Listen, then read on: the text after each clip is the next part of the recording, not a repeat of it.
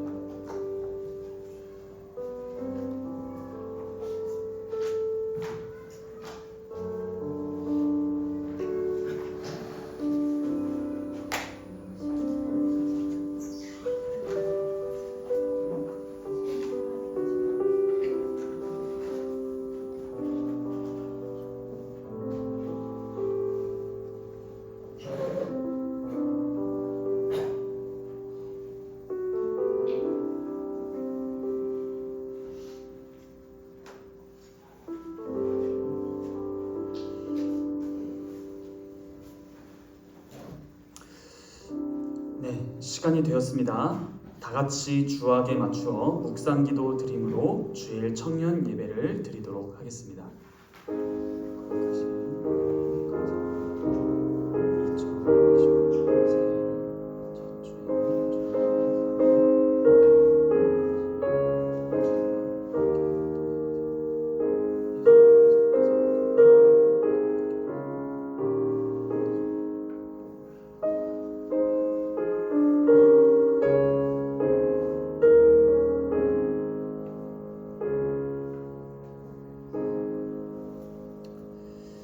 내가 말하기를 나의 행위를 조심하여 내 혀로 범죄하지 아니하리니 악인이 내 앞에 있을 때에 내가 내 입에 재갈을 먹이리라 하였도다. 내가 잠잠하여 선한 말도 하지 아니하니 나의 근심이 더 심하도다. 내 마음이 내 속에서 뜨거워서 작은 소리로 읊조릴 때에 불이 붙으니 나의 혀로 말하기를 여호와여 나의 종말과 연한이 언제까지인지 알게 하사 내가 나의 연약함을 알게 하소서. 주께서 나의 날을 한 뼘 길이만큼 되게 하심에 나의 일생이 주 앞에는 없는 것 같사오니 사람은 그가 든든히 서 있을 때에도 진실로 모두가 허사뿐이니이다. 진실로 각 사람은 그림자같이 다니고 헛된 일로 소란하며 재물을 쌓으나 누가 거둘는지 알지 못하나이다. 주여 이제 내가 무엇을 바라리요 나의 소망은 주께 있나이다. 나를 모든 죄에서 건지시며 우매한 자에게서 욕을 당하지 아니하게 하소서. 내가 잠잠하고 입을 열지 아니함은 주께서 이를 행하신 까닭이니이다. 주의 증거를 나에게서 옮기소서. 주의 손이 치심으로 내가 쇠망하였나이다. 주께서 죄악을 책망하사 사람을 징계하실 때에 그 영화를 좀먹음같이 소멸하게 하시니 참으로 인생이란 모두 헛될 뿐이니이다. 여호와여 나의 기도를 들으시며 나의 부르짖음에 귀를 기울이소서. 내가 눈물 흘릴 때에 잠잠하지 마옵소서. 나는 주와 함께 있는 나그네이며 나의 모든 조상들처럼 떠도나이다. 주는 나를 용서하사 내가 떠나 없어지기 전에 나의 건강을 회복시키소서. 아멘. 사도신경은 우리의 신앙 고백을 요약한 것입니다. 찬송가 앞면에 있는 사도신경을 펴서 읽으며 우리의 신앙을 고백하도록 하겠습니다. 우리가 무엇을 믿습니까? 전능하사 천지를 만드신 하나님 아버지를 내가 믿사오며 그 외아들 우리 주 예수 그리스도를 믿사오니 이는 성령으로 잉태하사 동정녀 마리아에게 나시고 본디오 빌라도에게 고난을 받으사 십자가에 못 박혀 죽으시고 장사한 지 사흘 만에 죽은 자 가운데서 다시 살아나시며 하늘에 오르사 전능하신 하나님 우편에 앉아 계시다가 저리로서 산자와 죽은 자를 심판하러 오시리라. 성령을 믿사오며 거룩한 공회와 성도가 서로 교통하는 것과 죄를 사하여 주시는 것과 몸이 다시 사는 것과 영원히 사는 것을 믿사옵나이다. 아멘. 다 함께 찬송가 24장 찬송하겠습니다.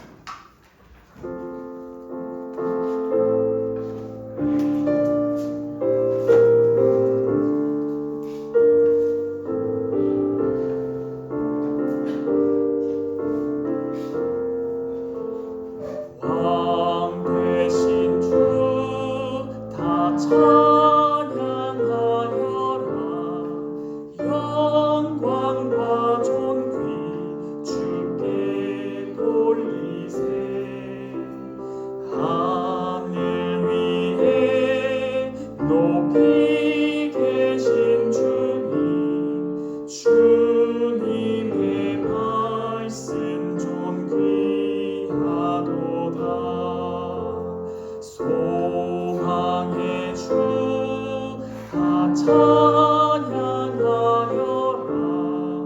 휘장을 걷고 보좌 오르사 우리 위해 중보 되신 주님, 날마다 은혜 부어 주신다.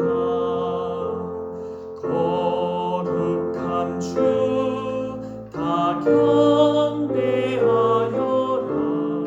선하신 주께 다 찬양하라. 천사들도 다 경배하여라. 구세주 예수 영원하도다. 아멘.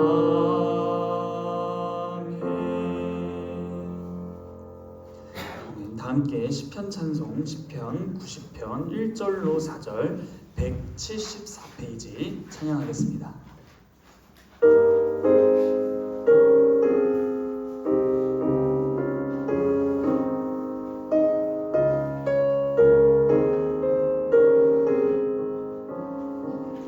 주여 주는 우리들의 거처가 되시며 주는 대대로 우리의 하나님이시라. 주는 땅과 세계 만물 조성하셨으니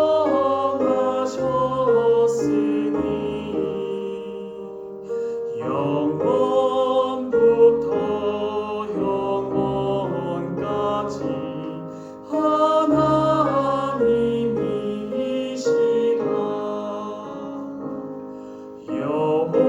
여호와는 사람들을 티끌로 돌리니 주의 목전에 천년이 하루 같나이다.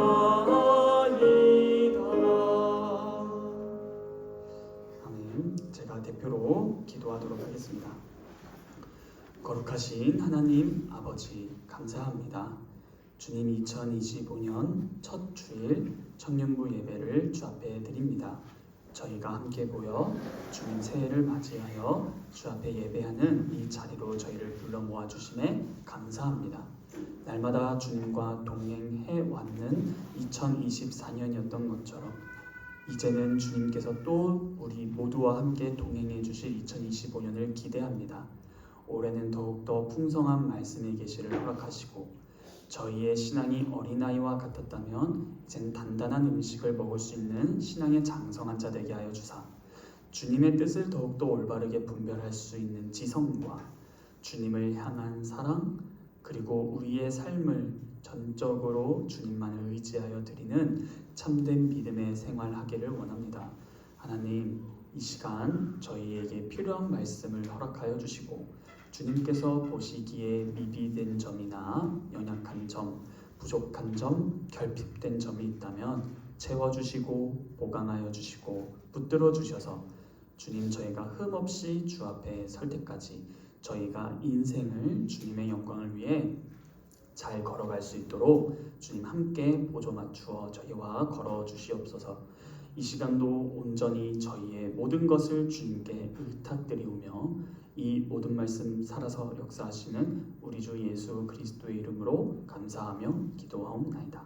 아멘.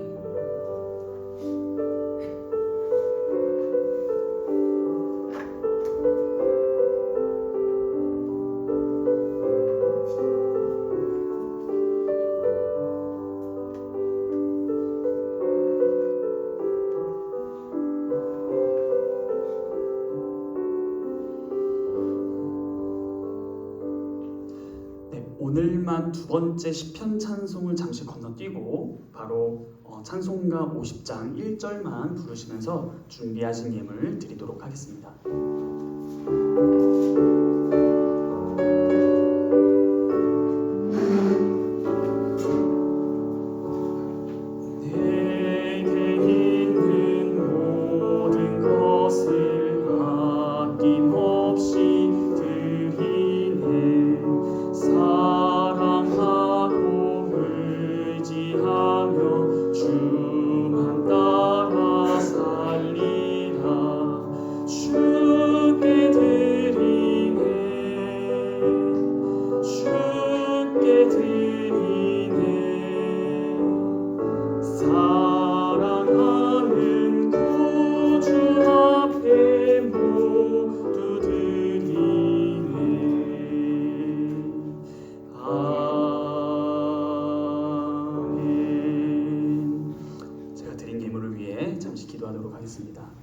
하나님 아버지 감사합니다.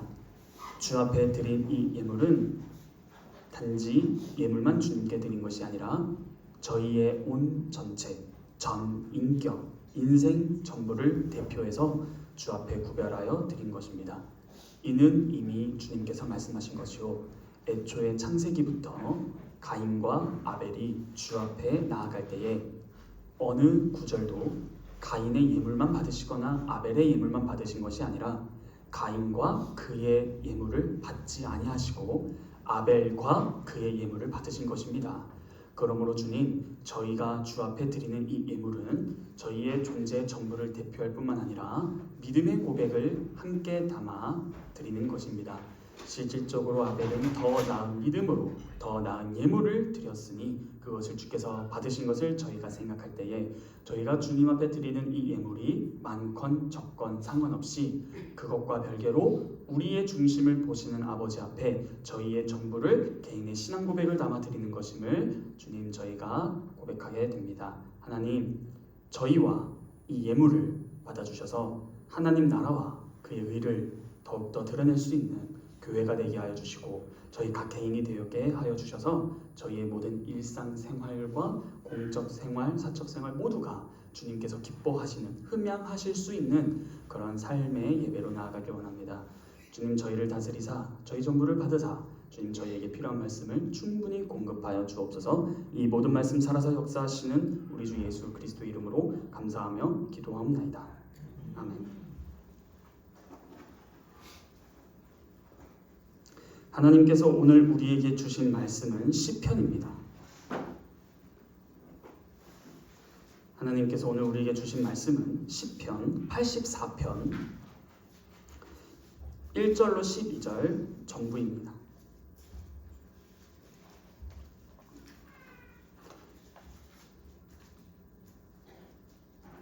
시편 84편 1절로 12절 다 찾으셨으면 제가 하나님의 말씀을 봉독하도록 하겠습니다. 만군의 여호와여, 주의 장막이 어찌 그리 사랑스러운지요. 내 영혼이 여호와의 궁정을 사모하여 쇠약하며 내 마음과 육체가 살아계시는 하나님께 부르짖나이다. 나의 왕, 나의 하나님, 만군의 여호와여, 주의 제단에서 참새도 제 집을 얻고 제비도 새끼 둘 보금자리를 얻었나이다. 주의 집에 사는 자들은 복이 있나니 그들이 항상 주를 찬송하리이다. 주께 힘을 얻고 그 마음에 시온의 대로가 있는 자는 복이 있나이다. 그들이 눈물 골짜기로 지나갈 때에 그곳에 많은 샘이 있을 것이며 이른 비가 복을 채워주나이다. 그들은 힘을 얻고 더 얻어 나아가 시온에서 하나님 앞에 각기 나타나리이다. 만군의 하나님 여호와여, 내 기도를 들으소서. 야곱의 하나님이여, 귀를 기울이소서. 우리 방패이신 하나님이여, 주께서 기름 부으신 자의 얼굴을 살펴 보옵소서. 주의 궁정에서의 한날이 다른 곳에서의 첫날보다 나은즉 악인의 장막에 사는 것보다 내 하나님의 성전 문지기로 있는 것이 좋사오니 여호와 하나님은 해요 방패이시라. 여호와께서 은혜와 영화를 주시며 정직하게 행하는 자에게 좋은 것을 아끼지 아니하실 것임이니이다. 만군의 여호와여, 주께 의지하는 자는 복이 있나이다. 아멘. 새해가 밝았습니다. 우리가 새해가 밝을 때 어떻게 보통 인사하죠? 그렇습니다. 새해 복 많이 받으시길 바랍니다. 그런데 성경이 말하는 복은 뭘까요? 여러분들이 새해 복 많이 받으세요 라고 상대방에게 복을 빌어줄 때에 어떤 복을 빌어주는 건가요? 여러분들의 마음속에 원하는 복도 다 다를 것입니다. 오늘은 원래 2025년부터 마가복음 1장 1절부터 마지막 절까지를 살펴보기로 했는데 새해인 만큼 새해 복 많이 받으시라고 성경이 말하는 복 있는 자가 과연 무엇인가를 살펴보고 다음 주부터 마가복음을 살펴보았으면 좋겠습니다. 여러분 실제로 시편을 읽어보시면 아실 것입니다. 시편 1편을 읽자마자 나오는 것은 복 있는 사람입니다. 실제로 오늘 우리가 읽은 이 시편 84편 1절로 12절에서도 한글 개역 개정은 복이 4번 나오는데요. 사실은 3번이 좀 더 맞을 것 같습니다. 그럼 뭐가 4번이냐 했을 때 첫째 4절, 5절, 6절, 12절이죠. 그런데 이 6절에서 나오는 마지막 비가 복을 채워주나이다 라는 이 복은 개역 한글 번역에서는 우리가 개역 개정 전의 번역은 은택이라고 번역을 했습니다. 그래서 이것을 복이라고 똑같이 번역했지만 실제로 3, 4절, 5절, 12절 3번 나오는 복이라는 히브리어 단어와 6절에서 마지막에 나오는 이 복이라는 단어는 다릅니다. 그래서 엄밀히 말하면은 이 복이라는 것은 3번 나온다라고도 말할 수 있겠죠. 그래서 이 6절 마지막에 있는 복은 은퇴, 축복 한 이 정도로 생각해 보도록 하고 한번 나아가 보도록 하겠습니다. 여러분 신약 성경은 이 땅에서 살아가는 신자들의 모습을 가리켜 무엇이라 할까요? 신약 성경은 여러분들을 가리켜 뭐라고 할까요? 더 정확히 말씀드릴게요. 하나님께서는 예수 그리스도를 믿는 여러분들을 뭐라고 부를까요? 한번 성경 한번 직접 봐보실까요? 베드로전서 2장 11절입니다. 성경이 있으신 분은 한번 찾아보시고 없으신 분들은 옆에 있는 짝꿍과 함께 같이 읽어보면 좋을 것 같습니다. 베드로전서 2장 11절을 읽어보시면 무엇이라고 나오나요? 한번 다 찾으셨으면 같이 읽어볼까요? 시작!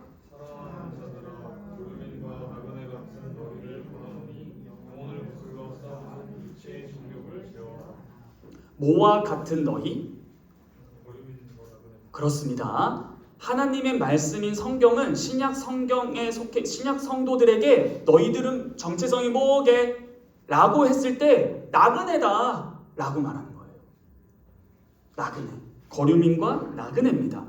그런데 구약 성도들도 신약 성도와 그렇게 크게 다르지 않습니다. 실제로 오늘 본문 시편 84편 8절을 보면은 어떤 표현이 나오냐면 만군의 하나님 여호와여 내 기도를 들으소서 하고 야곱의 하나님이여 라는 말이 나옵니다. 이 야곱의 하나님 여러분들 창세기 정도는 다 읽어보셔서 야곱 친근하시죠? 야곱의 아버지 누구죠? 좋습니다. 야곱의 할아버지 누구죠? 오케이, 아직 여러분들 창세기 3장까지밖에 안 읽으시는 줄 압니다. 자, 야곱을 창세기 47장으로 한번 넘어봅시다. 성경 창세기 47장을 넘어가 보면 야곱이 그러니까 파라오, 애굽, 이집트의 파라오에게 나아가서 파라오 앞에 섭니다. 그때 파라오가 야곱에게 질문을 합니다. 그게 8절입니다. 그 질문이 뭐냐면 너 나이가 몇 살이냐? 인 겁니다. 너 나이가 몇이야? 라고 했을 때 야곱이 9절에 대답하죠. 내 나그네 길에 뭐라고요? 내 나그네의 길에. 구약 성도들도 스스로를 뭐라고 말한다? 나그네의 길에 세월이 130년입니다. 지금 나이가 몇 살이라는 거예요? 130년. 그런데 뭐라고 말해요? 내 나이가 얼마 못 되니 아직 청년이니 그쵸 장로님? 내 나이가 얼마 되지 못하니 왜요? 130살이 젊어요? 우리 조상의 나그네길 뭐라고 해요? 자기만 나그네예요? 누구도? 조상 누군데요? 야곱의 조상이 누구예요?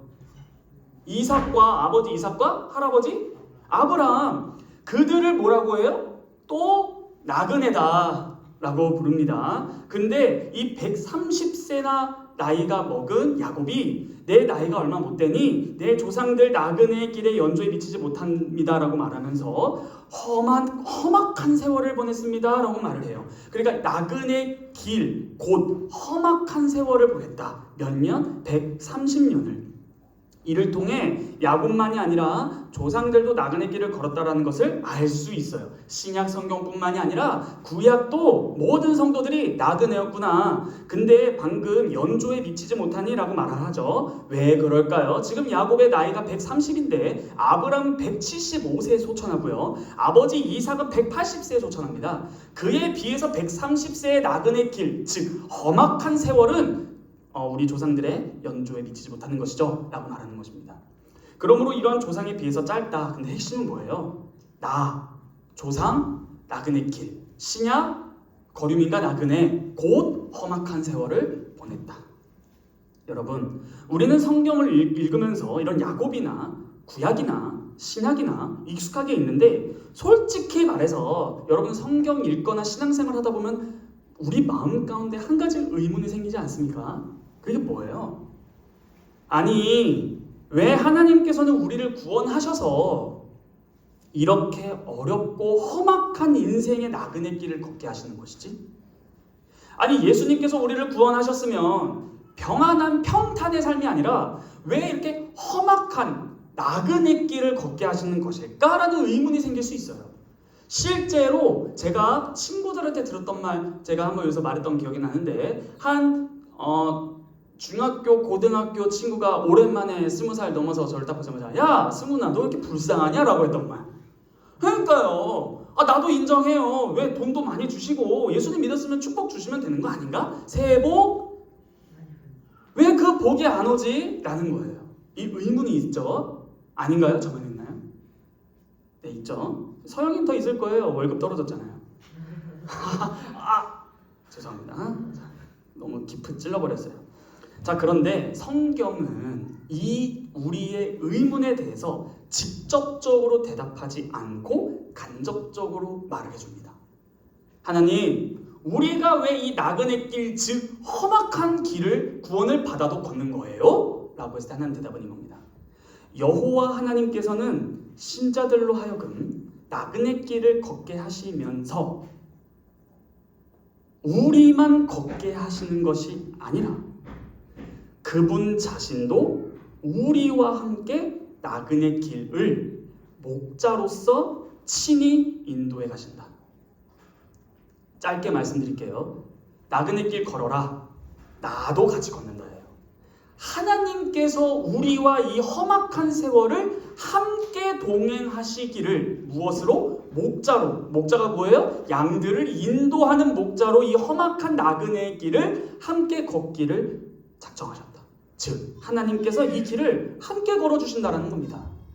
여러분, 이게 사실일까요? 제가 분명히 간접적으로 말씀해 주셨다고 말씀을 드렸는데 광야의 길, 험악한 길, 나그네 길, 이스라엘 백성 출애굽 40년 동안 어디를 걸어요? 이스라엘 백성이 출애굽하고 40년 동안 어디를 걸어요? 광야를 걷지 않습니까? 그때 진짜 하나님께서 함께 하셨어요? 함께 하셨습니다. 어떻게 함께 하셨죠? 낮에는 구름 기둥, 밤에는 불 기둥. 하나님께서 구름이라는 것은 성경에서 항상 신현, 세오판이라는 임재의 현현이에요.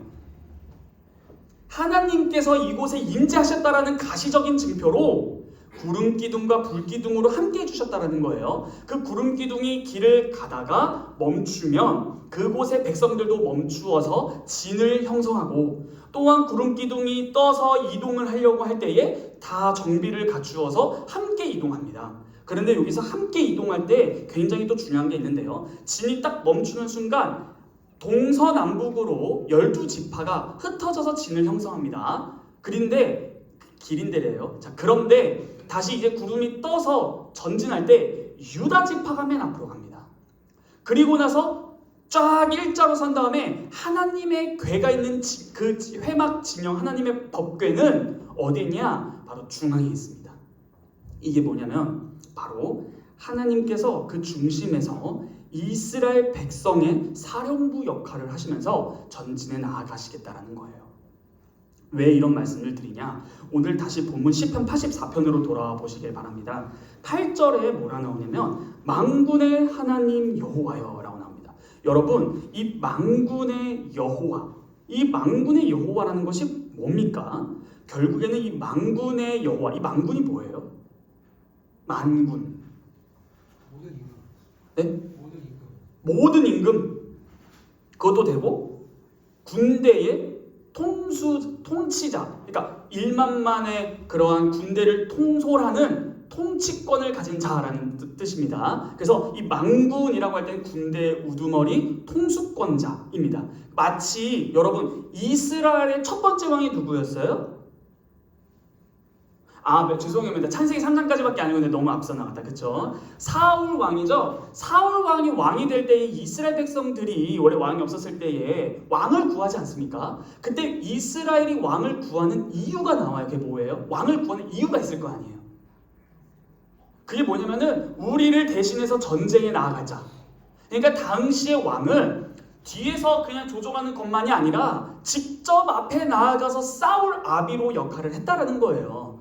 그래서 실제로 이 만군의 여호와라고 할 때에는 이 땅에서 광야의 인생길을 걷는 우리들을 놓고서 우리와 함께 하시면서 우리의 기도와 우리의 호소를 들어주시는 하나님이시여라는 것입니다. 그래서 8절에 만군의 하나님 여호와여 내 기도를 들으소서입니다.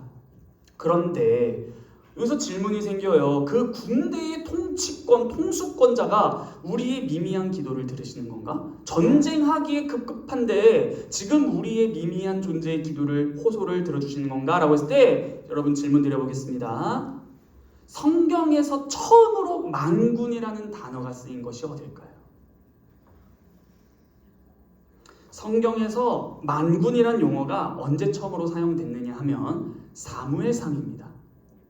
사무엘상에서 과연 누구의 입에서 만군의 여호와여 라고 나왔을까요? 바로 한나입니다. 한나가 누구죠? 사무엘의 아내 아니에요. 어머니. 근데 이 한나 내러티브, 한나 이야기 아시죠? 그 두 여자가 나와서 임신 못했잖아요, 한나가. 그래서 막 놀리잖아요. 임신 못한대. 그랬을 때 이 한나가 통곡하는 거 아니에요? 자, 실제로 이 만군이라는 용어가 처음 성경에서 쓰인 게 한나입니다. 실제로 너무 의외인데요. 수많은 군대 하나님을 비천한 한 여종이 부르고 있는 거예요. 이게 사무엘상 1장 10절에 나와요. 1장 10절부터 보면 이렇게 말합니다.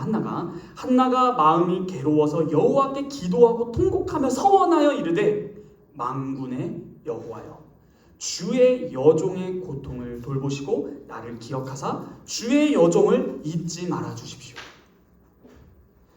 한마디로 무엇이에요? 이 비천한 여종의 기도를 들어달라고 군대의 통수권자에게 호소하고 있는 것입니다. 어떻게 지극히 높으신 하나님, 그 놀라운 하나님께서 작고 미미한 여인의 기도에 귀를 기울이셔야 합니까? 그 부르짖음의 내용이 뭐였다라고요? 아이를 못 낳는 그 이유 하나로 전쟁하기에 바쁜 그 군대의 통수권자에게 가서 기도를 하고 있는 거예요. 아니, 그 미미한 한 여인의 가정사 때문에 군대의 통치 장관을 부른다? 이거 손해 아닌가요? 그런데 이 군대의 하나님이 개입하십니다. 실제로 만군의 여호와께서 그녀의 기도를 들어주시는 거예요. 그리고 두 번째로 사무엘의 상에서 이 만군의 여호와가 직접적으로 아주 강하게 등장하는 본문이 있어요. 어딜까요? 똑같은 사무엘상에서 이 만군의 여호와가 또 다시 나옵니다. 그게 언제일까요? 이야, 역시 선생님이십니다. 다윗이 골리앗이랑 전쟁할 때에 사무엘상 17장 45절에서 다윗이 골리앗을 향해서 이렇게 말합니다.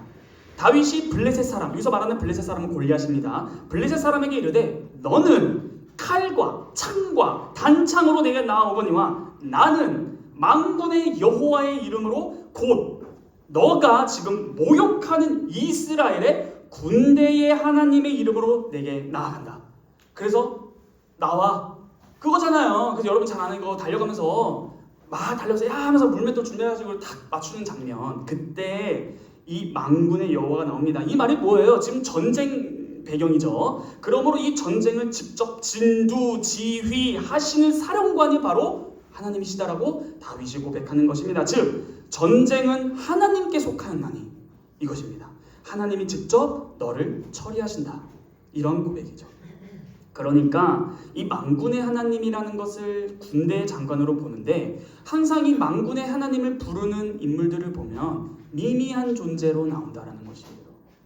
아니 우리와 같이 가장 미미하고 지극히 작은 존재들 한 사람 한 사람의 그 기도와 호소를 그분의 전쟁터에서 우리의 기도를 들어주시고 우리를 인도하시는 분 만군의 여호와이시다라는 것입니다. 그래서 오늘 본문 시편 84편 1절을 한번 보시죠. 만군의 여호와여 주의 장막이 어찌 그리 사랑스러운지요.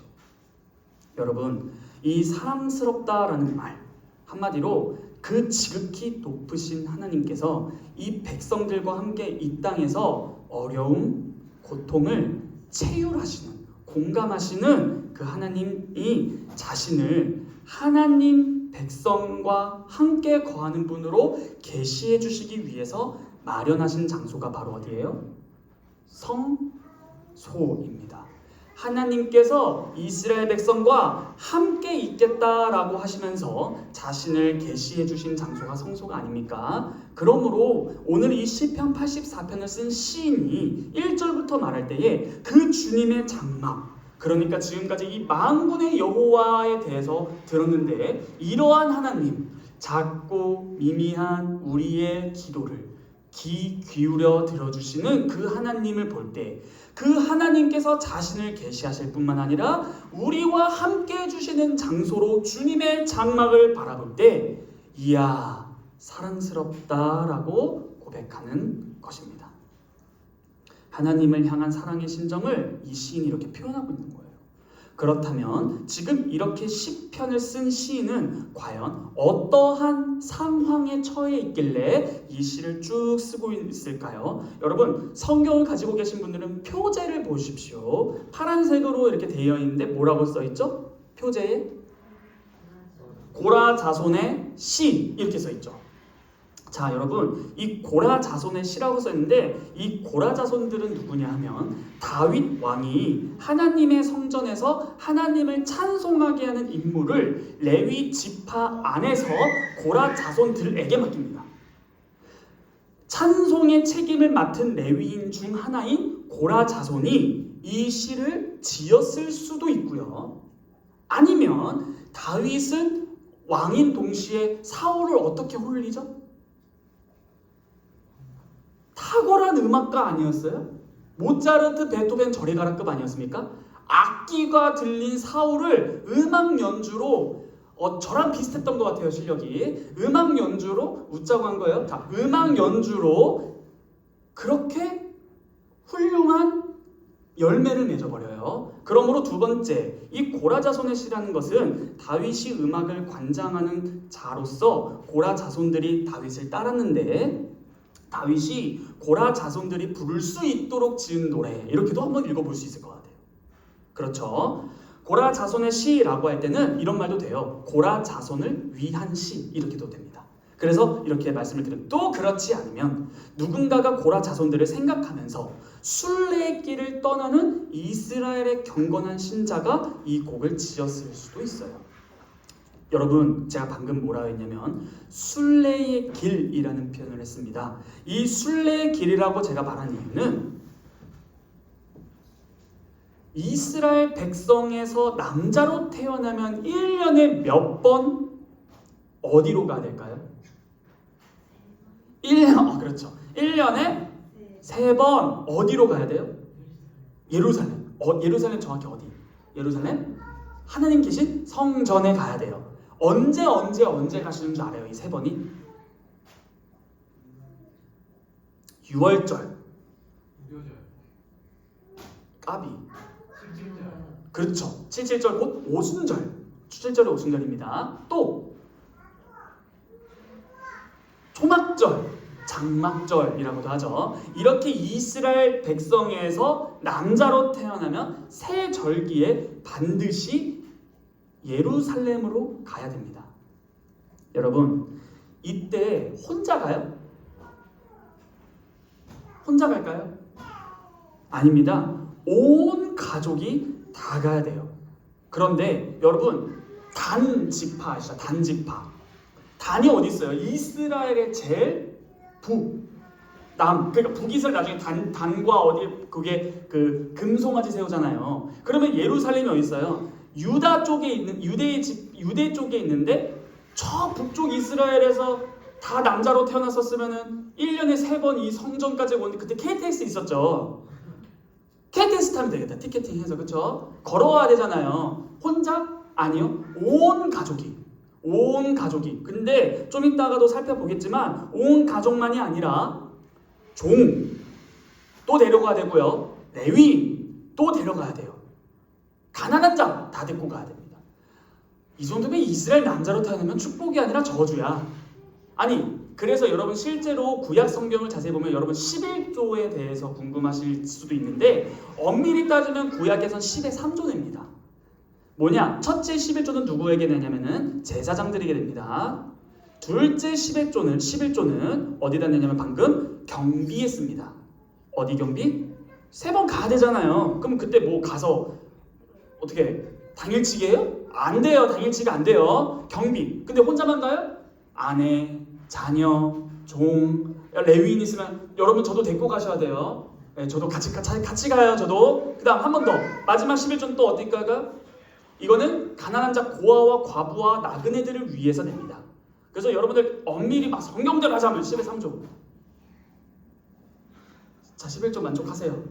자, 11조.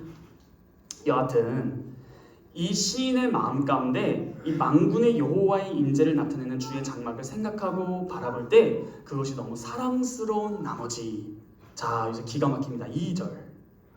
내 영혼이 여호와의 궁정을 사모하여 쇠약하며. 이건 강조법이에요.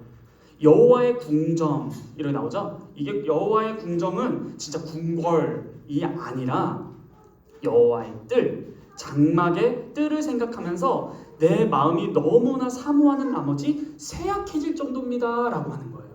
여러분 혹시 사랑해 보신 적 있으세요? 사랑해 보신 적. 여러분 사랑하면 그 뭐 무슨 병 걸리지 않아요? 무슨 병이었죠? 상사병. 그러니까 뭐 어떻게 돼요 그러면은? 막 시름시름 알아. 아, 그 사람, 그 남자, 로미오가 아니라 저한테 그 남자, 그 여자 생각하면 막 몸이 아파. 막 목도 아파. A형 독감 걸려. 지금 딱 시인이 그래요. 여호와의 궁정을 바라보면서 주의 장막을 보면서 어찌나 사랑스러운지 하면서 2절에 나 상사병 걸렸어 라고 하고 있어요. 어떻게 해요? 내 마음만이 아니라 내 육체가 살아계신 하나님께 부르짖습니다.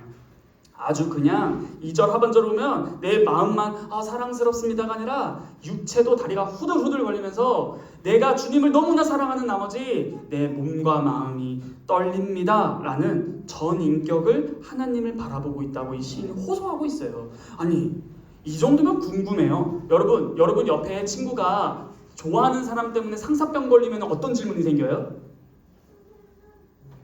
아니, 옆에 친구가 이 남자가 혹은 이 여자가 좋아하는 사람 때문에 상사병 걸렸대. 그럼 그걸 바라보면 어떤 생각이 생겨요? 그렇죠. 아, 누군데? 하나님은 누구실까요? 도대체 왜 이렇게 시인은 이렇게 상사병 걸릴 때까지 간절히 찾고 있을까요? 3절. 나의 왕, 나의 하나님, 만군의 여호와요. 이 세 가지 호칭이 나옵니다. 나의 왕, 나의 하나님, 만군의 여호와가 찾는 하나님이세요. 이 시인이 믿는 하나님은 앞서서 말한 대로 백성들과 함께 장막에 거하시면서 친히 목자로서 이스라엘 백성과 동행하면서 그 나그네 험악한 길을 인도에 나아가시는 나의 왕, 나의 왕이다. 나의 왕이면 뭐예요? 이거는 개인적인 고백이에요. 나의 왕입니다. 그리고 또 뭐라요? 하늘과 땅에 계신 한 분이신 유일하신 하나님, 곧 나의 하나님. 또 개인적인 고백이에요. 나의 왕, 나의 하나님. 그리고 지극히 높으신 곳에 계시지만 앞서 말한 대로 작고 미천한 자, 미미한 자, 나같이 나약한 자의 간구에 기도에 호소에 귀를 기울이시는 만군의 여호와. 나의 왕, 나의 하나님, 만군의 여호와는 어떤 분일까? 3절 하반절 뭐예요? 주의 제단에서 참새도 제 집을 얻고 제비도 새끼들 보금자리를 얻습니다 라고 말을 해요. 자, 이게 무슨 말인고 하니 참새와 제비, 여러분 예수님 비유에서도 참새 등장하시는 거 아시죠? 어디서 등장하죠? 무엇을 마실까 염려하지. 참새도 한 아사리온에 팔리고 또 하나님이 허락하시면 아니면은 참새도 안 떨어진다. 그게 무슨 말이에요? 참새가 뭐예요? 너무 미미한 존재 아니에요? 미미한 미물. 이렇게 작은 미물조차도 시인이 말하는 그 하나님이 뭔가를 보아하니 저렇게 미천하고 미미한 미물이 하나님의 구원의 은혜가 선포되는 어디? 3절 제단. 여러분 공부 좀 하셨죠? 성인이시니까 환유법, 제유법이 뭐예요? 다들 갑자기 막 성경 열심히 보시는 척 해도 안 돼요. 자, 여러분 환유법, 제유법이 뭐예요? 환유법, 제유법. 제유법 뭐죠? 자, 민망하니까 제가 이제 빨리 말해야 돼요. 매우 작은, 그러니까 작은 부분으로 전체를 말하는 거. 그렇죠? 작은 부분으로 전체를 말하는 걸. 여러분 제가 웃는 게 아닌 것 같아요. 자, 작은 부분으로 전체를 표시하는 거예요. 그러면 여러분 제단이, 환유법이라는 건 뭐예요? 이 제단이 성소의 중요한 상징물이잖아요. 여기서 뭐예요? 제물 바치고 제사에서 죄사함 받잖아요. 즉 여기서 구원이 베풀어지는 곳이라는 거예요.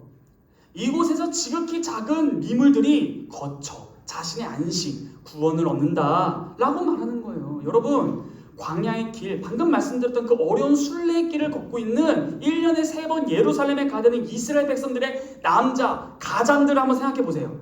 옆에는 몸이 약한 만삭의 아내, 또 왼쪽에는 귀여운 아들, 귀여운 딸. 그 다음 제가 뭐라고 말씀드렸어요? 이게 가족들만 가는 게 아니에요. 종, 레위인 다 데리고 가야 됩니다. 먼 길을 걷는 순례의 여정에 올라탑니다. 성소에 제비들조차도 새끼를 낳고 옹알옹알 짹짹짹 그렇게 하고 있는데 이 시인이 뭐라고 하는 거예요? 이야, 저렇게 작은 미물들도 하나님의 은혜를 맛보고 있는데 나만이 아니라 내 아내, 내 아이들, 내 종, 내 옆에 있는 레위인까지도 이 순례길에 함께 걷자. 왜? 바로 저렇게 작은 미물들에게 구원의 은혜를 베푸시는 제단을 사모했을 때에 내가 하나님의 언약 백성인데 나도 하나님의 은혜의 자리에 나아가고자 한다 라는 그 시인의 간절한 소망이 담겨 있습니다. 이게 지금 도대체 무슨 심정이에요? 아주 그냥 상사병을 넘었어요. 이곳에 내 자리도 있다. 나도 구원의 은택을 누리기를 소망한다라는 거예요. 실제로 예루살렘에 도대체 왜 가요? 하나님께서 이스라엘 백성들 1년에 3번 왜 부르는 거예요? 고생하라고? 저 먼 길에 있는 사람들 좀 개고생 좀 해보라고? 그게 아니라 예루살렘에 누가 있냐면은 하나님이 계시고 하나님이 계신 곳에 부르신 것은 나와 교제 좀 하자라는 거예요. 나와 사랑의 교제. 왜? 내가 생명의 하나님인데 이 생명의 교제를 하자. 그런데 이때 어느 이스라엘 백성 남자들이 이렇게 말하겠습니까? 아, 이거 무슨 고생길이야? 아, 이거 그냥 다음에 가. 아니 실제로 여러분 명절 되면은 부모님들이랑 다 전화하시죠? 그때 이렇게 말씀하시지 않아요? 됐다 그냥 전화로만 해. 뭐하러 힘들게 오니? 이런 말 들어보셨죠? 그러면 또 눈치 없는 자녀는 뭐예요? 그럴까요? 뭘 그럴까요? 빨리 차 타고 가세요. 그런데 하나님께서는 그렇게 말씀하시지 않고 고생하러 와라가 아니라 나랑 교제하자. 이 순례길에 오른 자는 생각하기 시작하는 것이에요. 그래, 저렇게 작고 미미한 미물인 참새와 제비도 자리가 있는데 이스라엘 성소에서 가장 멀게 있는 북방에 있는 나라고 할지라도 나는 여전히 가야 할 곳이 있다. 내가 지금 이 땅에서 살아가는 목적이 뭐냐? 내가 하나님과 교제도 안 하고 하루하루 살아가는 게 맞아?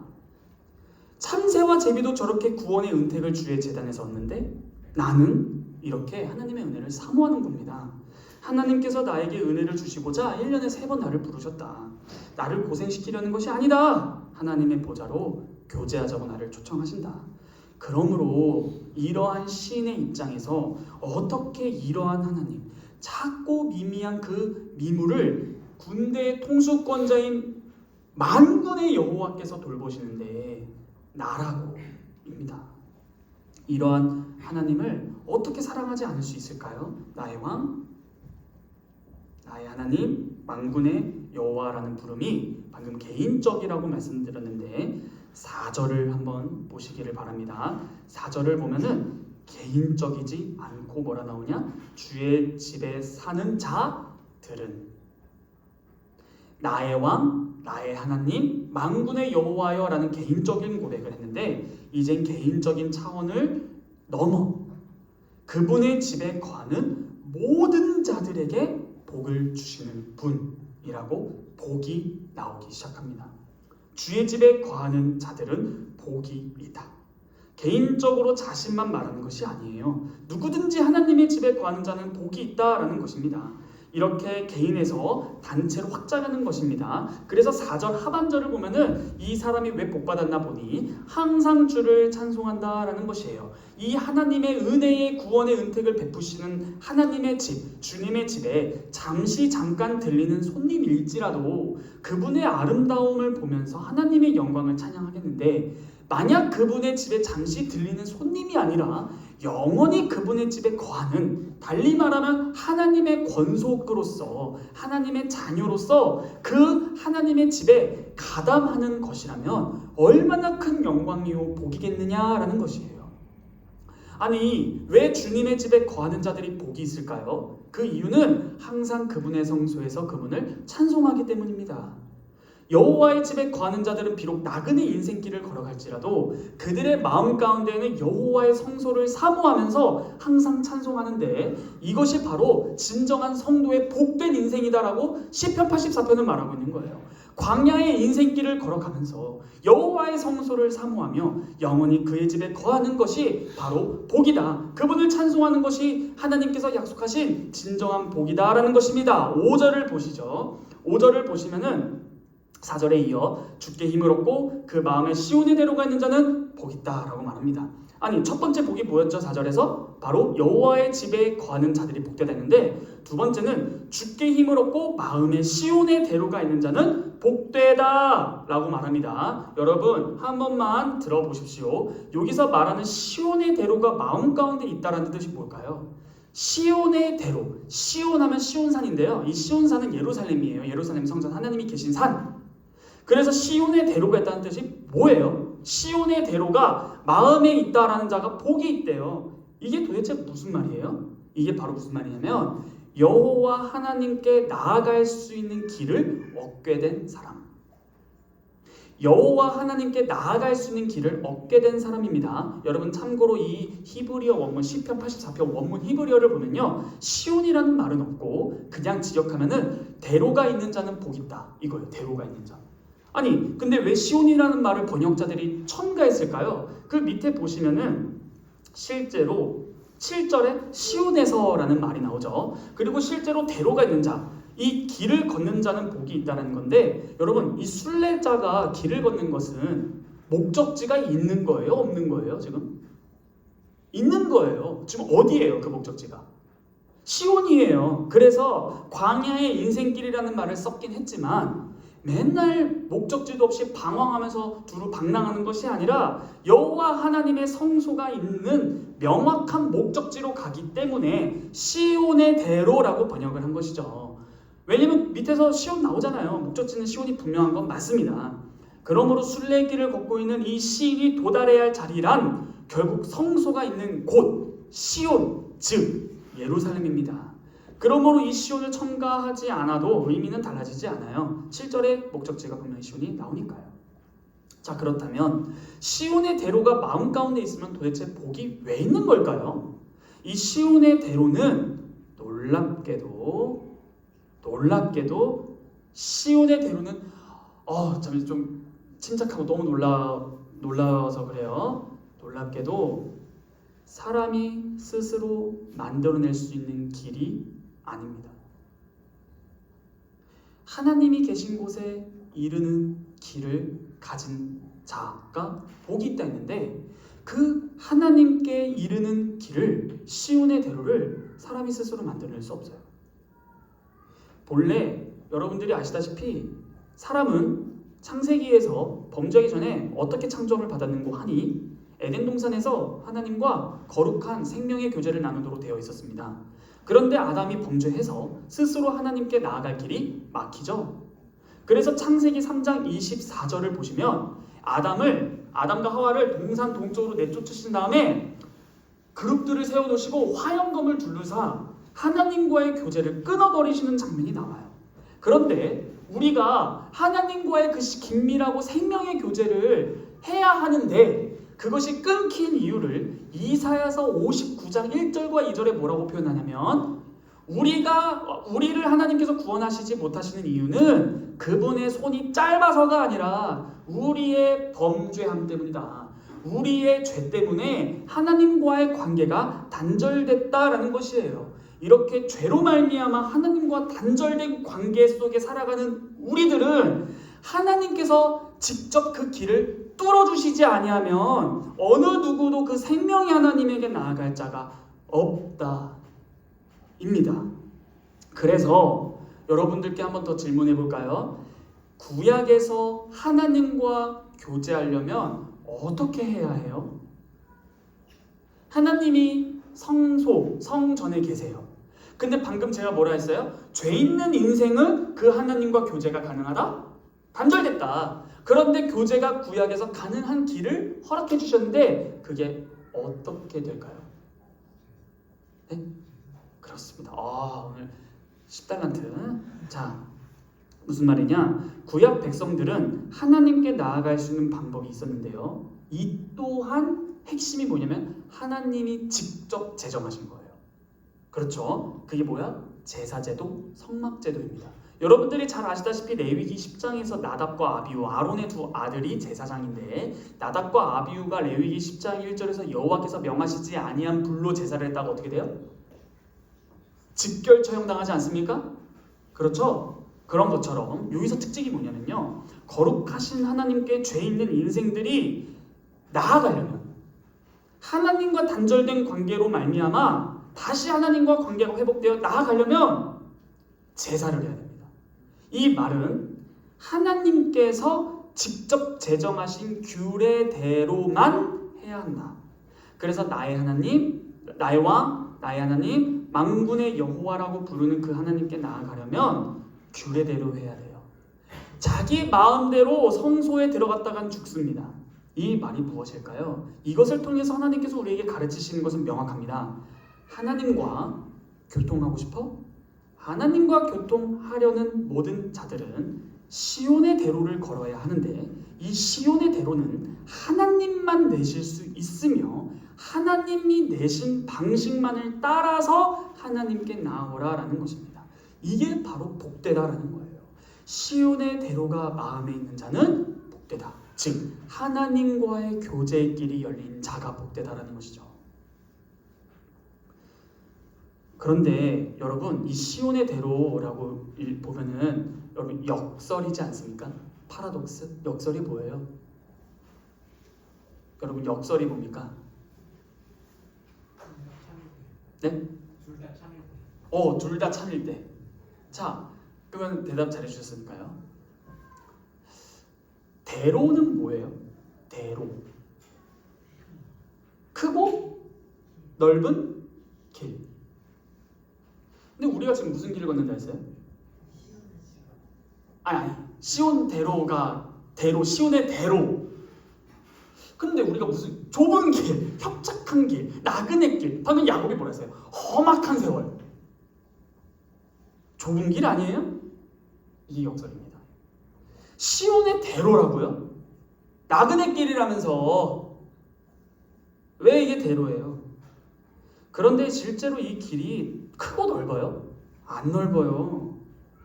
이 길을 걷는 신자들의 생활을 보면 좁고 협착한 광야와 나그네와 어려운 길, 순례길이에요. 이 길은 결코 평탄하지 않는데 왜 시온의 대로라고 말할까요? 그것은 이겁니다. 이것이 바로 마땅히 사람이 걸어야 할 올바르고 바른 길.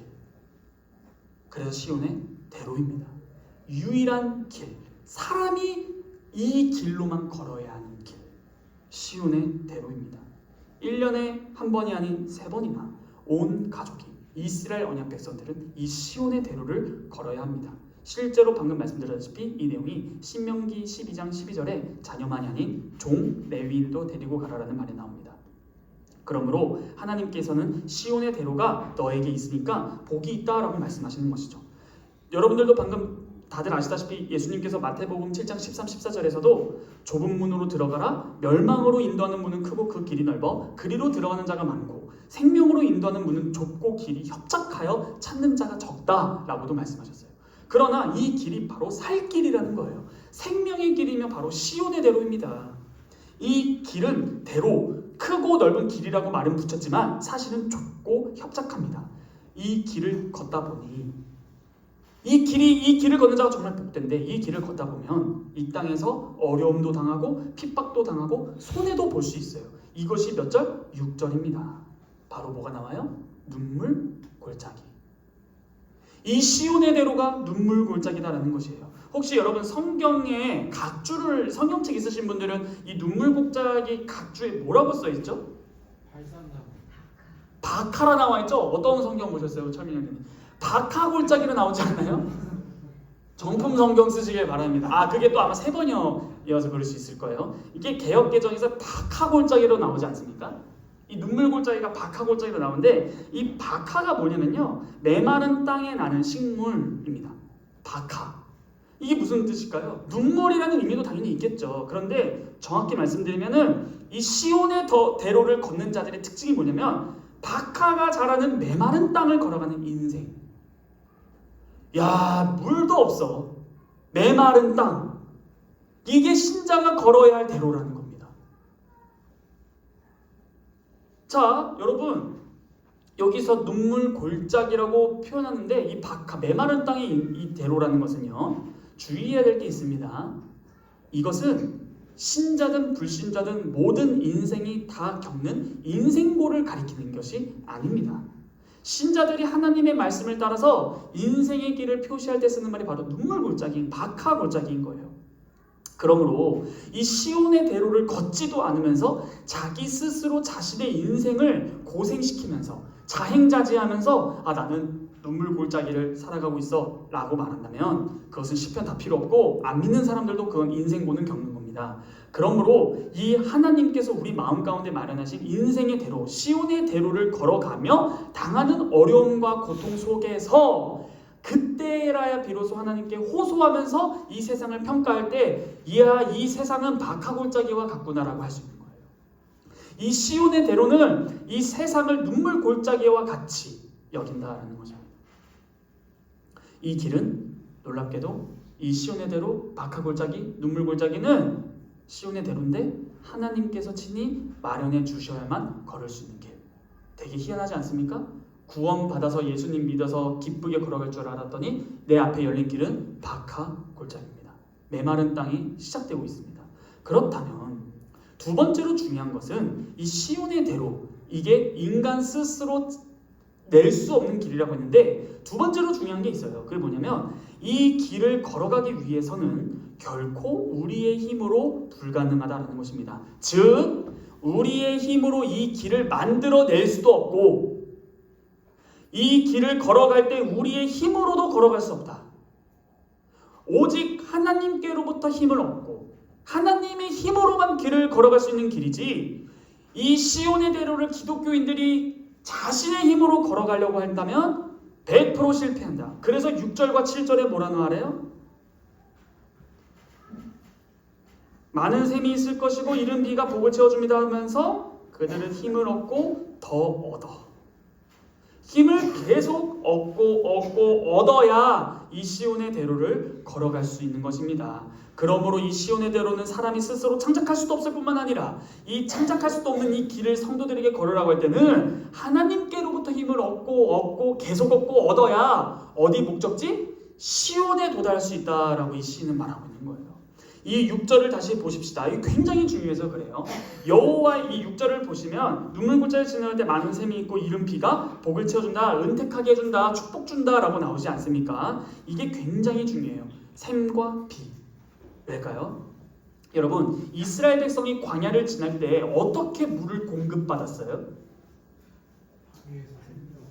그렇죠. 하나님께서 직접 물이 있는 곳으로 인도해 주셨을 수도 있지만 물이 없을 때 어디로 가서 어떻게 하셨다? 바위를 치셔서 물을 내셨어요. 바위를 터뜨려서 물을 내시는 하나님. 아니 애초에 광야 40년을 어떻게 살아가요? 만약 이 시온의 대로 하나님이 만군의 여호와가 되셔서 백성들과 함께 거하며 인도하는 이 길에 조금이라도 나는 이 길을 이탈해서 내 마음대로 한번 가보겠다 하는 순간 그 사람은 하루도 못 가 죽을 겁니다. 오직 여호와께서 날마다 주시는 만나와 반석의 물이라는 그 은혜를 통해서만 이 시온의 대로를 완주할 수 있다라는 것이에요. 이것은 우리에게 매우 깊은 의미를 전달하는데요. 이 눈물 골짜기를 샘이 되게 하고 이른 비의 복, 은택을 입게 되는 것은 우리에게 뭘 말하고자 하는 줄 아십니까? 이렇게 말하는 거예요. 신앙은 단지 마음의 문제로만 생각하지 마라.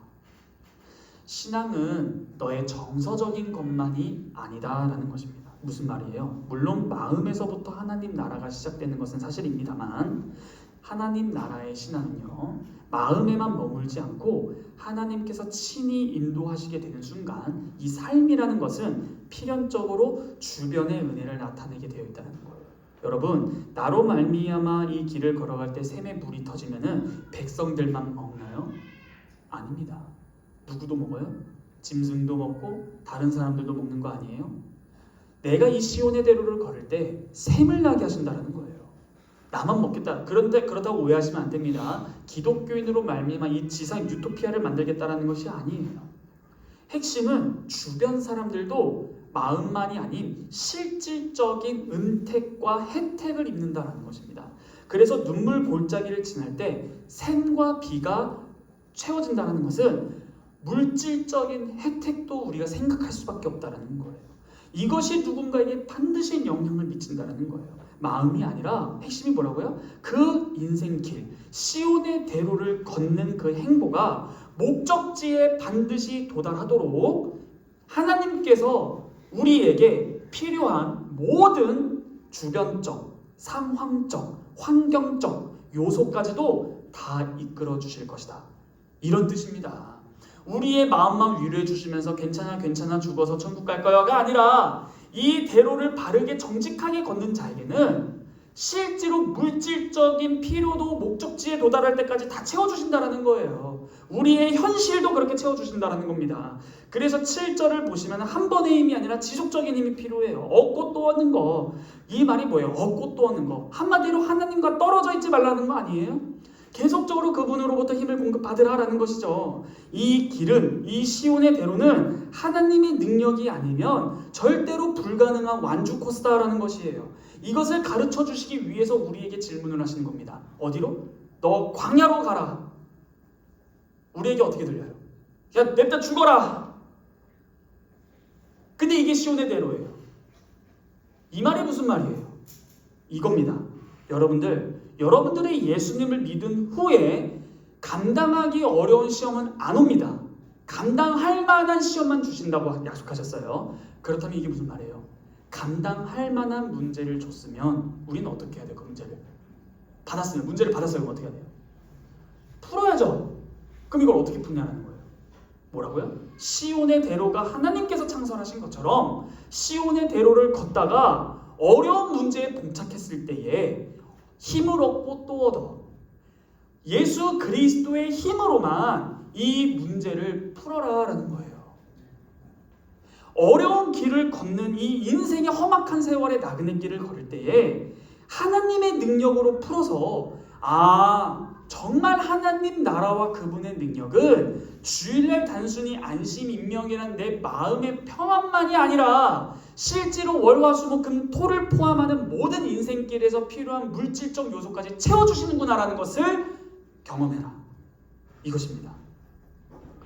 그런데 이스라엘 백성들의 태도는 무엇이었어요? 광야 40년 동안 이 하나님을 시험합니다. 하나님께서 은혜를 주셨는데도 계속 시험해요. 지난번에 했던 그 기적이 또 한다는 보장이 어딨냐라고 하면서 하나님을 계속 시험해요. 하나님을 계속 거역해요. 이게 이스라엘 백성이 40년 동안 광야를 걸어가면서 들었던 하나님의 책망 아닙니까? 여러분, 그러므로 여기서 하나 보고 가시죠. 하나님께서 우리에게 왜 어려운 문제를 주실까요? 하나님의 능력으로 풀라는 겁니다.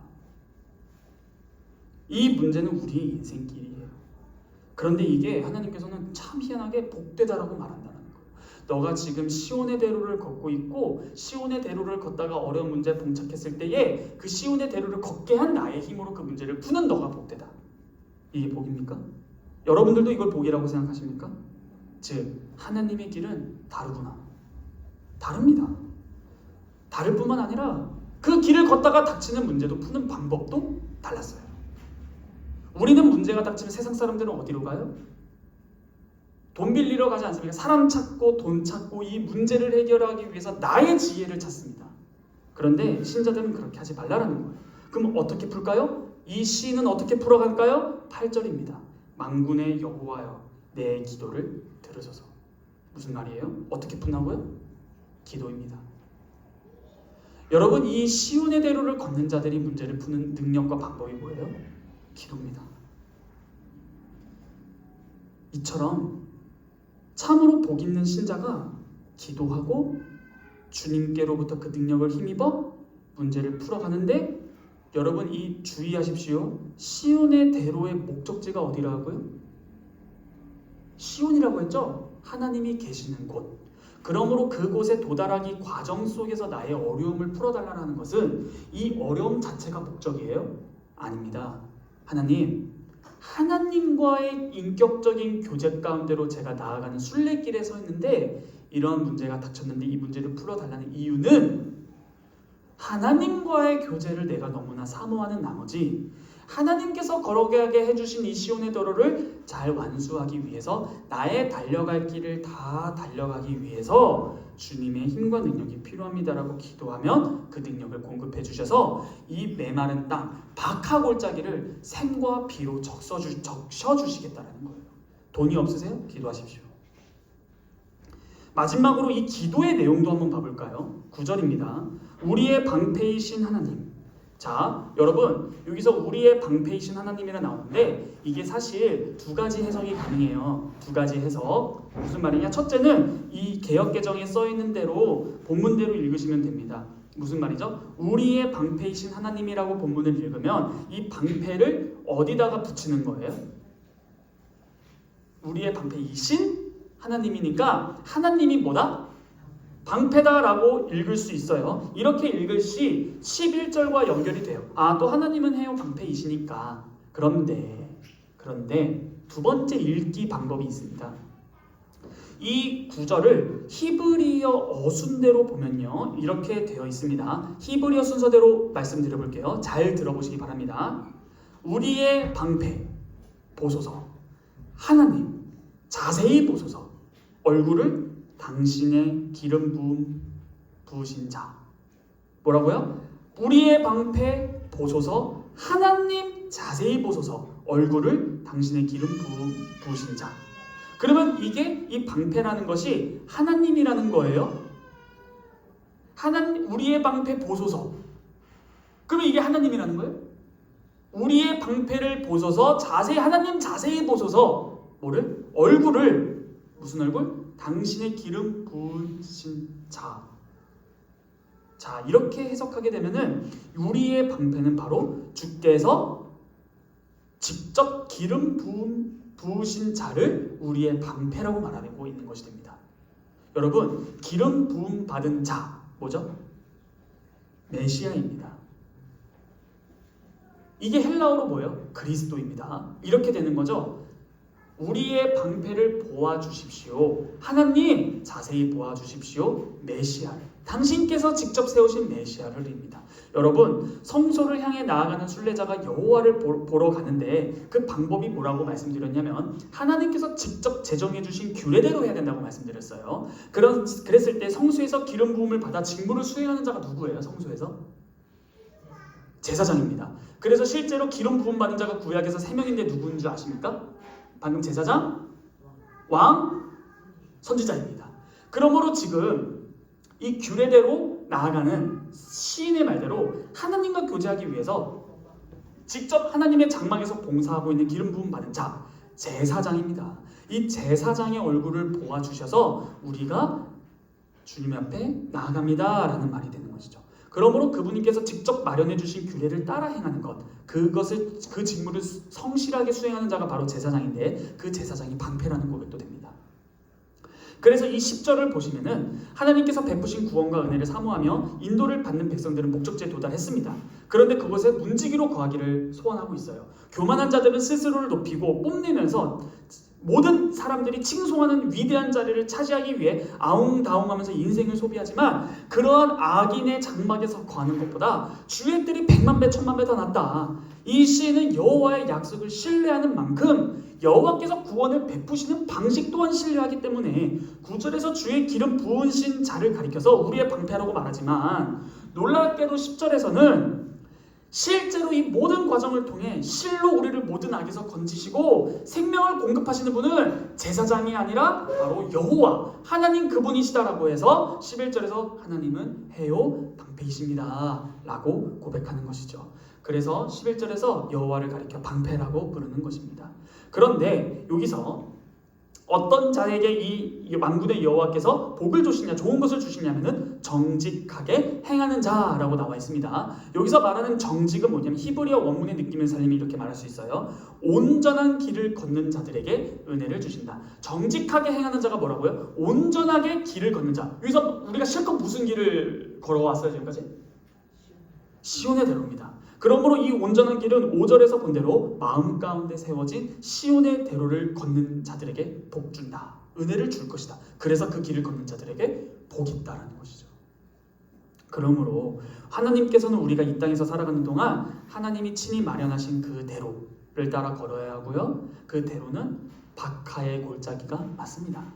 그런데 그 박하의 골짜기를 걸을 때에 비와 샘을 나게 하시는 그 은혜를 입어 계속적으로 주님만을 의지하면서 가야 되는데 그 의지하는 방식이 바로 기도였습니다. 우리가 하나님께서 내신 그 길을 걷기 위해서는 우리의 힘은 안 되는데 그게 바로 기도로서 이 길을 걸어갈 수 있다는 것이죠. 그러므로 이 나그네의 길, 광야의 길, 눈물 골짜기의 길은 오직 여호와 하나님만을 의지할 수밖에 없다는 결론에 도달하게 되지 않습니까? 그게 바로 12절입니다. 만군의 여호와여 주께 의지하는 자는 복이 있나이다. 이렇게 1절부터 12절까지를 우리가 대로를 걸어왔습니다. 여러분 정리하겠습니다. 예수님께서 요한복음 5장 38절쯤인가요? 거기서 이렇게 말씀하세요. 모든 성경은 다 나를 위하여 기록되었으되. 그게 무슨 말이에요? 구약의 하나님께 나아가는 방식이 하나님이 내신 규례대로였는데 그게 무슨 제도였다고요? 제사제도, 성막제도, 제사장제도 이런 방식들이 너무나 많이 있었습니다. 그런데 놀랍게도 우리의 제사장이신 예수 그리스도, 우리의 성전이 되시는 예수 그리스도, 우리의 길이 되신 예수 그리스도, 히브리서만 보더라도 그분 자신의 육체를 찢으셔서 휘장을 여셨다라고도 나옵니다.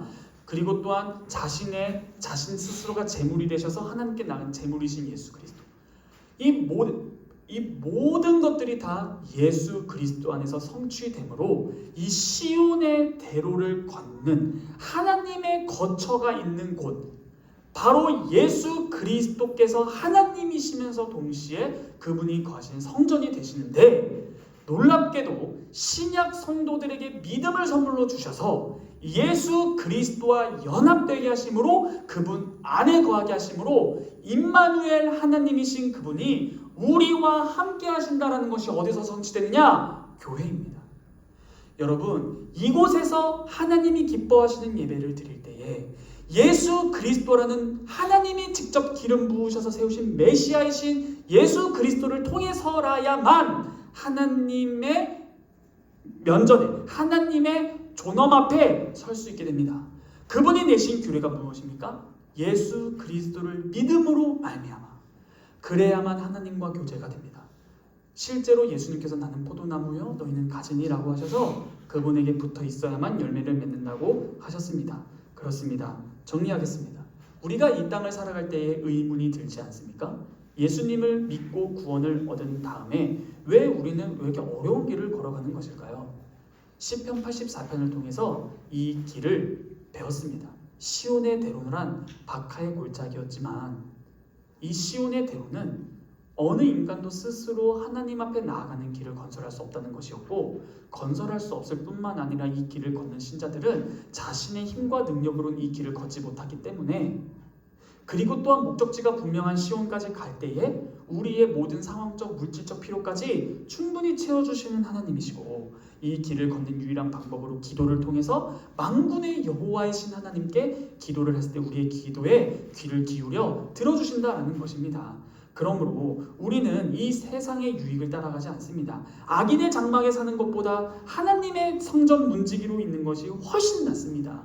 그러므로 우리 주 예수 그리스도를 의지하는 자가 복이 있습니다. 놀랍게도 복이 있기 때문에 여러분들은 예수 그리스도를 믿는 것입니다. 이미 여러분들께 복이 선포됐습니다. 시편 1편입니다. 복 있는 자는. 이렇게 해서 시가 시작되는 것은 매우 의미가 깊습니다. 하나님이 계시는 그곳. 놀랍게도 이제는 우리 안에 하나님이 거하십니다. 삼위일체 하나님 중에서 제3 번째 위격이신 성령 하나님께서 우리 안에 내주하심으로 예수 그리스도의 구속의 은혜를 적용시키사 하늘에 계신 아버지의 뜻대로 행할 수 있는 그 놀라운 길, 내가 길이요 진리요 생명이라고 하신 그 시온의 대로를 예수 그리스도와 함께 걷는 것입니다. 언제까지요? 그분이 재림하실 때까지. 우리는 기도하면서 이 땅을 걸어갑니다. 어렵습니까? 지극히 당연한 것입니다. 애초에 성경은 그것을 부정하지 않았고 그 길을 걷는 것을 부정한 것이 아니라 그 길을 걷는 방법을 알려줬습니다. 기도하겠습니다. 거룩하신 하나님, 만군의 여호와여, 감사합니다. 우리의 기도에 귀를 기울이시고 시온의 대로를 마음 가운데 세워주실 뿐만 아니라 직접 그 길을 걸을 수 있는 방법 또한 친히 허락해 주셔서 이 기도라는 특권을 누리며 하나님과 교제하며 나아갑니다. 그러므로 저희는 이 세상을 살아갈 때에 어려운 길을 걷는 것을 두려워할 것이 아니라 그 길을 바르게 걷는 방법인 바로 기도를 통해서 하나님으로부터 공급받는 은혜로 말미암아 그 만나와 메추라기와 반석의 물을 마시며 그 광야의 40년 길을 통과합니다. 그리하여서 주님께서 계시는 그곳에 도달하기를 원합니다. 이 순례길, 나그네 길, 험악한 세월을 지나가고 있지만 주님, 저희가 이 시인처럼 위로를 얻습니다. 우리가 진정 복이 있고 주님의 계신 그 장막이 너무나 사랑스럽습니다. 만군의 하나님 여호와여, 우리의 기도를 들으소서. 만군의 여호와여, 주께 의지하는 자는 복이 있나이다. 이 모든 말씀 살아서 역사하시는 우리 주 예수 그리스도의 이름으로 감사하며 기도하옵나이다. 아멘. 다 함께 찬송가 2장 찬송하겠습니다.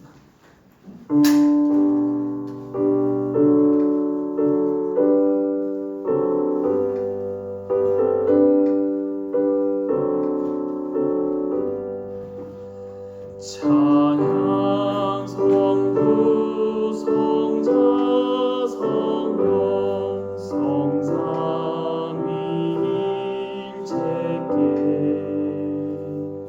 영원 무궁하기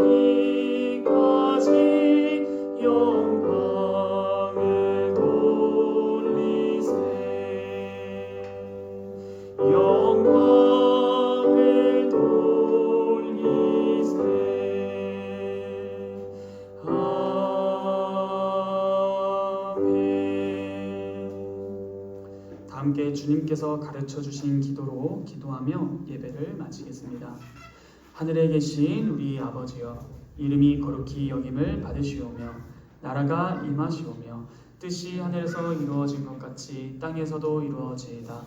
오늘날 우리가 우리에게 죄 지은 자를 사하여 준 것 같이 우리 죄를 사하여 주옵시고 우리를 시험에 들게 하지 마옵시고 다만 악에서 구하옵소서. 대개의 나라와 권세와 영광이 아버지께 영원히 있사옵나이다. 아멘.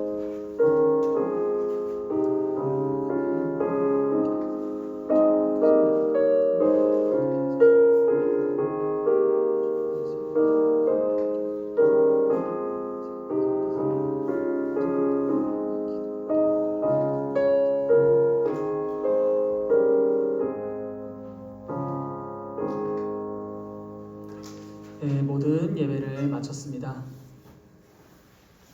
제가 오늘 두 번째 시편 찬송을 뺀 이유는 이와 같습니다. 제가 직접 해보니까 좀 길더라고요. 그래서 지금 보면 딱 잘 맞춘 것 같아요. 그래서 뺐고 다음 주부터는 정상적으로 진행할 예정입니다. 광고 말씀드리겠습니다. 이제 셋째 주, 다다음 주 주일이죠. 19, 20, 21 주일 월화에 청년부가 이제 겨울 수련회를 떠납니다.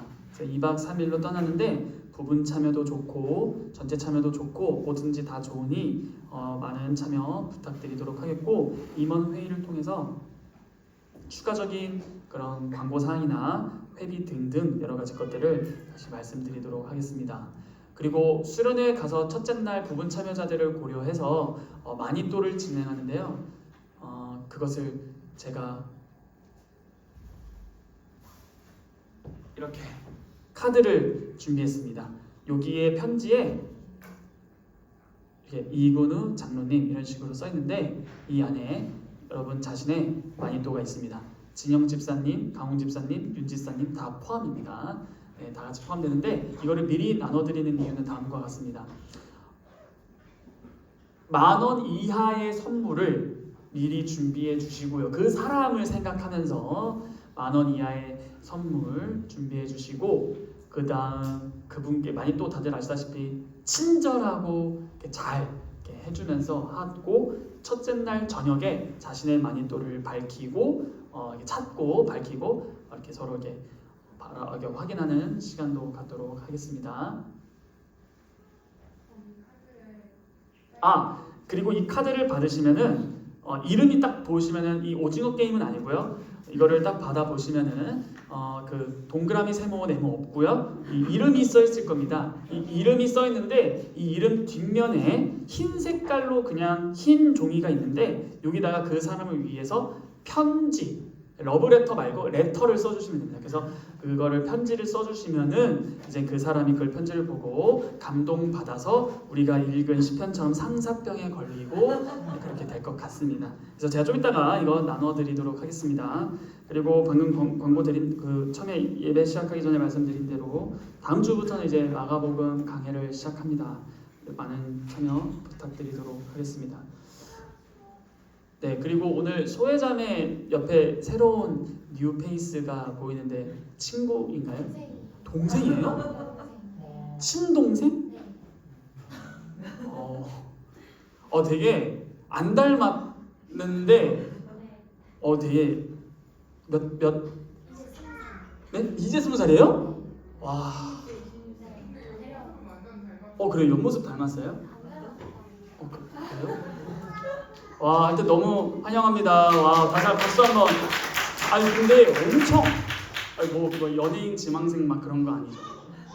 절대 아니에요. 막 언니가 손살을 치는. 근데 너무 미인이시고, 와, 이게 대학교 가면 큰일 났습니다. 힘드시면은 기도하시고요. 순례자의 길 항상 험악한 세월. 남자 잘 만나셔야 됩니다. 조심하시길 바랍니다. 우리의 결혼은 뭐죠? 성경적 연애 결혼관. 혹시 궁금하시면 저희 따로 그만하겠습니다.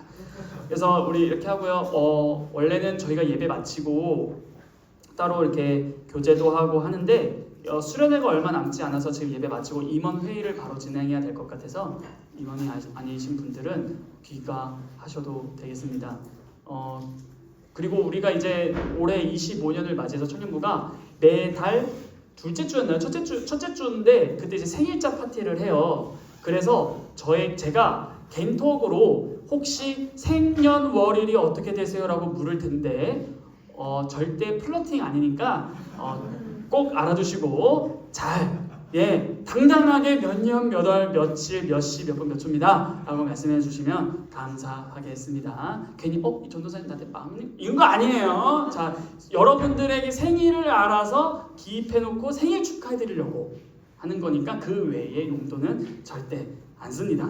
아시겠죠? 그렇게 알아주시면 되겠고, 또 광고가 있었는데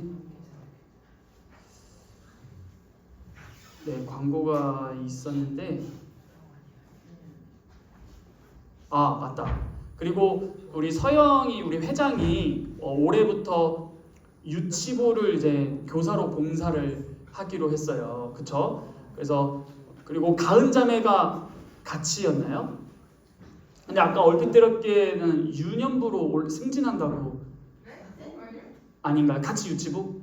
네, 그래서 같이 유치부를 같이 섬기는 교사를 하기로 했어요. 그래서 오늘 서영이는 9시 예배에 왔더라고요. 그래서 오전 예배 와서 같이 또 이렇게 하고 했는데 너무 대단합니다. 네, 너무 대단하고 다른 청년분들도 나도 질 수 없다. 나도 애기들 사랑하는데 라고 하시는 분들 또한 또 다른 부서에 봉사하고 싶으면은 저에게 말씀해 주시면은 또 도움을 연결시켜 드리도록 하겠습니다. 오케이. 이로써 모든 광고를 마치고요. 그리고 오늘 형제가 쏜 그 치킨 피자 너무 잘 먹었습니다. 그래서 소회장이 너무 아쉽다. 또 오늘 치킨 피자 진짜 맛있었어요. 대박이었는데 동생분이랑 같이 또 나중에 한번. 네, 알겠습니다. 네, 이로써 모든 예배와 순서 광고 다 마치겠습니다. 추가적인 광고 있으면은 또 다시 말씀드리도록 하겠습니다. 수고하셨습니다.